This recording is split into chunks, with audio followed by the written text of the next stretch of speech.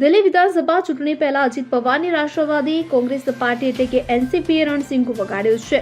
Ajit પવારની party એનસીપીએ દિલ્હીમાં થનારી વિધાનસભા ચૂંટણીને લઈને તેમની પહેલી યાદી જાહેર કરી છે। આ યાદીમાં 11 ઉમેદવારોના નામ જાહેર કર્યા છે। અજીત પવારના આ નિર્ણય કે જે ભાજપ માટે મોટો ઝટકો ગણી શકાય, કારણ કે મહારાષ્ટ્રમાં એનસીપી ભાજપની ગઠબંધનની સરકાર છે, ત્યારે શું દિલ્હીની વિધાનસભાની ચૂંટણીમાં તેઓ ગઠબંધન નથી તેવા સવાલ ઉઠી રહ્યા છે। જો ઉમેદવારોની વાત કરવામાં આવે તો એનસીપીએ બુરાડીથી રત્ન ત્યાકી, બારલીથી મુલાયમસિંહ, મંગોળપુરીથી એમચંદ, ચાંદની ચોકથી ખાદિલ ઉર રહેમાન, બલ્લી મારાનથી મોહમ્મદ હારૂન, છતરપુરથી નરેન્દ્ર તંવર, સંગમ વિહારથી કમર અહમદ, ઓખલાથી ઇમરાન સૈફી, લક્ષ્મીનગરથી શ્રીનમા, સીમાપુરથી રાજેશ લોહિયા, ગોકળપુરથી જગદીશ ભગતને મેદાને ઉતાર્યા છે। નોંધનીય છે કે 70 સભ્ય પદ દિલ્હી વિધાનસભાની ચૂંટણી ફેબ્રુઆરીમાં થવાની છે। મહત્વની વાત એ છે કે એનસીપીની યાદીમાં 4 મુસ્લિમ ઉમેદવારોને સ્થાન આપવામાં આવ્યું છે।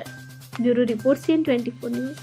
હવે જુઓ દેશ દુનિયાની તમામ ખબરો તમારી આંગળીના ટેરવે। ઉઠાવો મોબાઈલ અને Google Play Store પરથી ડાઉનલોડ કરો અમારી CN24 ન્યૂઝ મોબાઈલ એપ।